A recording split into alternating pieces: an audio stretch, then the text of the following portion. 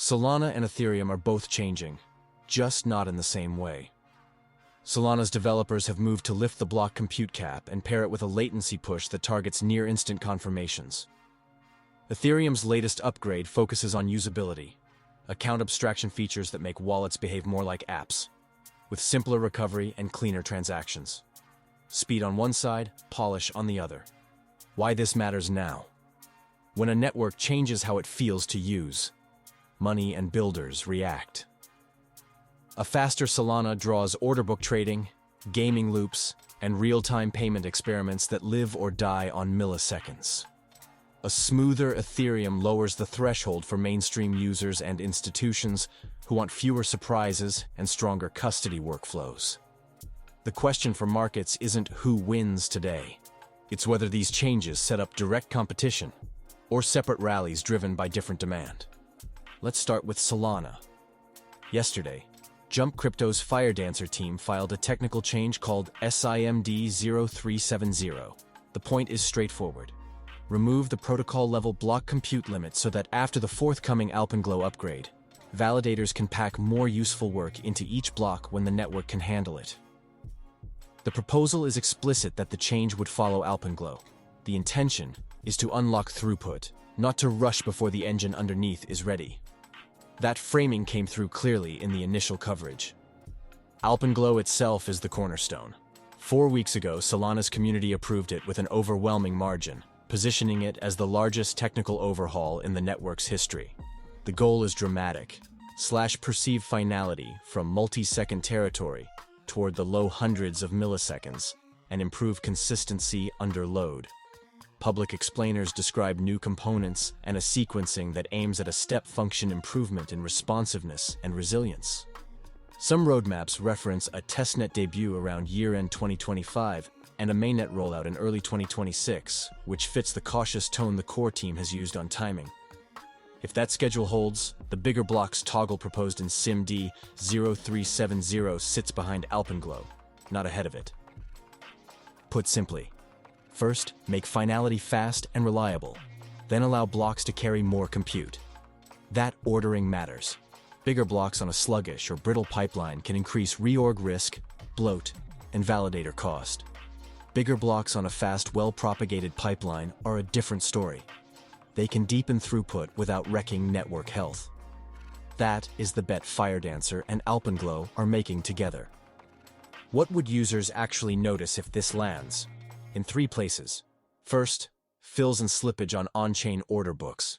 You do not need a white paper to understand that a network with lower processing latency and higher per-block compute can clear more instructions in the same wall clock time.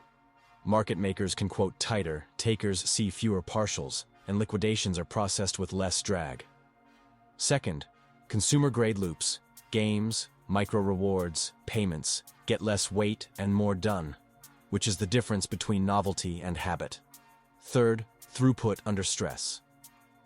One recurring criticism of high TPS chains is not that they cannot go fast, but that they cannot stay fast during traffic spikes.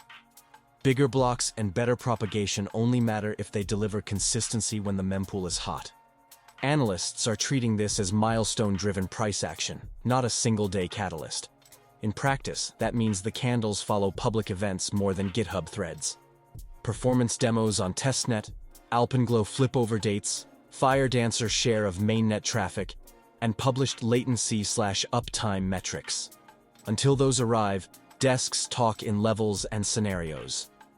A number of market notes frame $200 as Solana's do your job line.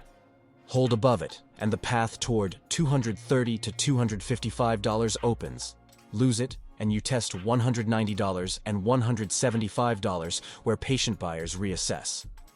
The bigger calls, $400 to $600, even a push to $1,000, are explicitly tied to 2 things: durable uptime under load, and an access tailwind. If US spot SOL ETFs arrive under the SEC's generic listing standards that shorten the path from filing to launch. That regulatory piece was set out over the past 2 weeks, with timelines reduced to something like approximately 75 days for products that qualify. There are 2 risks you should hear up front. One is hardware centralization pressure. If bigger blocks translates into steadily higher validator requirements, the set skews toward larger operators. The counterpoint, and the reason Firedancer exists, is client diversity and efficiency. With an optimized, independent client and smarter propagation, the same hardware can do more work. The second is state growth and propagation load. If blocks are denser, but not paired with pruning efficiencies and careful fee market design, the network can slow down under its own weight. The teams working on Solana have talked about these trade-offs for years, and the current plan, Alpenglow first, SIMD 0370 later, reflects that caution. It still needs to be demonstrated live. Now, Ethereum. The Pectra upgrade went live in May. It does not make Ethereum the fastest base layer. That is not its purpose. It makes Ethereum easier to use and operate, with the most visible change arriving as account abstraction. The ability for normal accounts to behave more like smart wallets. That brings practical features, gas sponsorship, batched actions, simplified recovery into the mainstream, and it reduces the paper cuts that keep unfamiliar users and institutions from touching the asset directly. Wallet teams started shipping support right away. Ambir and Trust Wallet were among the first to enable EIP 7702 features, and developer explainers from Consensus, Kraken, Ledger, and provider blogs have piled up since spring. Under the hood, Pectra also improves validator operations and lays groundwork for future data structure gains. What is the price action translation for Ethereum? The desk shorthand is funnel-widening. Pectra does not usually deliver a one-day spike. It quietly turns more users into confident users and more compliance teams from no to maybe. When you line Pectra up with what is happening around Ethereum, stablecoin gravity remains heaviest on Ethereum rails, and tokenized funds treasuries are growing.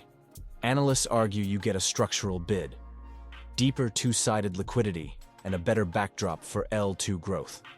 The result tends to be incremental until it is not. Ethereum's history is to grind, then jump when adoption data compiles. Will Solana's speed story and Ethereum's UX story collide or diverge? The consensus right now is specialization with overlap. On Solana's side, latency and capacity define the pitch. If Alpenglow plus the Firedancer stack deliver millisecond-class confirmations and meaningful per-block headroom, developers with tight loop requirements, order book dexes, high-frequency games, micropayments, will have a very clear reason to start on Solana.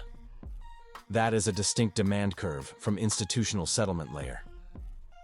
Every network would like to be both. History suggests focus wins. On Ethereum's side, modularity and legitimacy define the pitch. Pectra makes front-runner wallets behave like apps. L2S keep absorbing scale. The core chain keeps attracting the largest stablecoin and tokenization flows.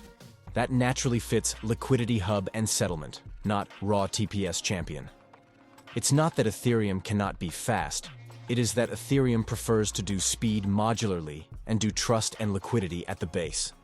That is a separate demand curve from real-time UX at the base layer. Analysts are broadly saying the same thing in simple terms. Solana's upgrade is about speed you can feel. Ethereum's is about ease you can trust. On Solana, lifting the block compute cap after the latency work means more transactions get processed in the same moment, so order books update faster, and games or payments feel instant instead of waiting. On Ethereum, account abstraction turns wallets into app-like experiences, fewer gas surprises, simpler recovery, and sponsored transactions so people can use apps without juggling fees. The short version, Solana is chasing real-time performance. Ethereum is removing frictions that slow normal users and institutions. Different fixes to different pain points, which is why they can both attract capital at the same time. In a bull window, those curves do not have to fight. They can rise together, with relative performance swapping based on milestones and headlines. Where they do intersect is developer mindshare and large-ticket capital rotation.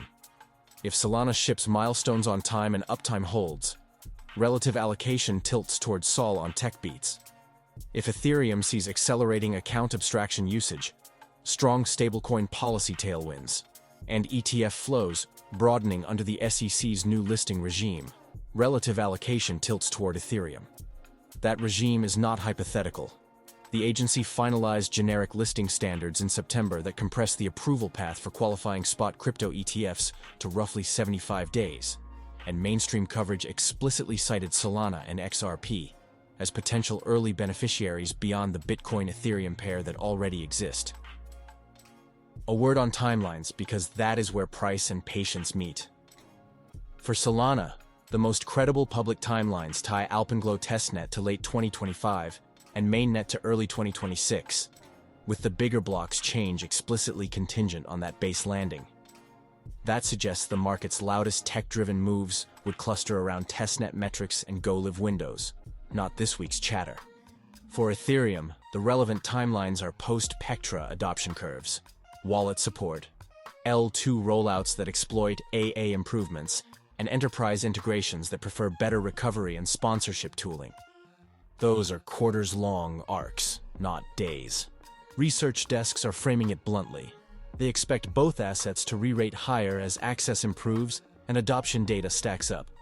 Standard Chartered's Jeff Kendrick says institutional demand and the US stablecoin framework should keep Ethereum on a higher trajectory into 2025, while VanEck's digital assets team argues Solana can command a premium multiple if it keeps winning throughput-hungry apps.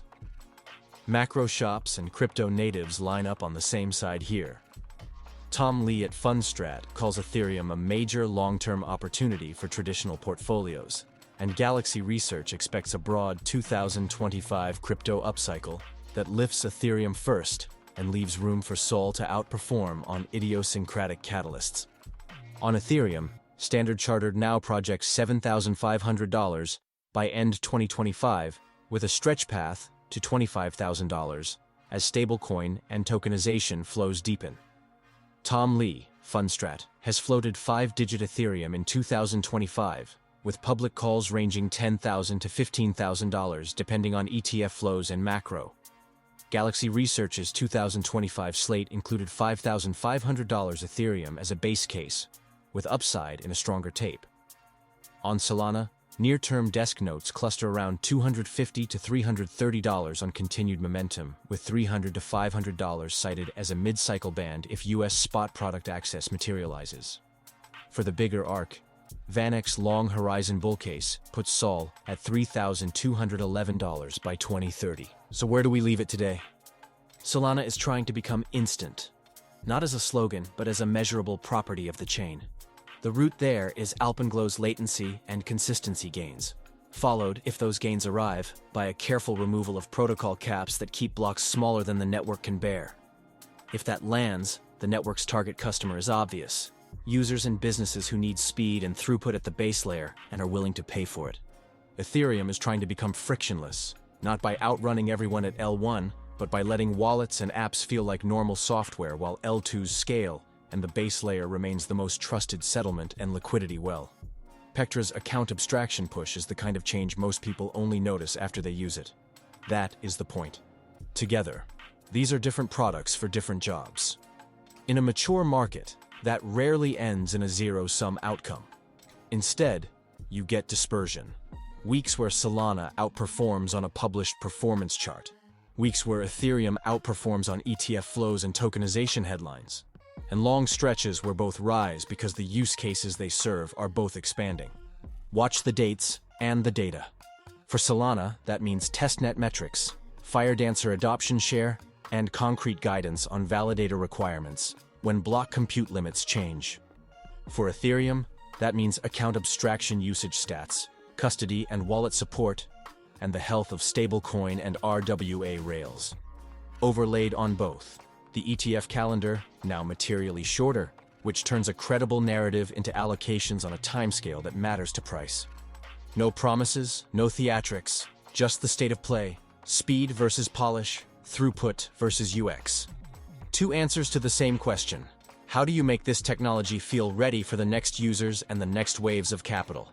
We will see you at the top.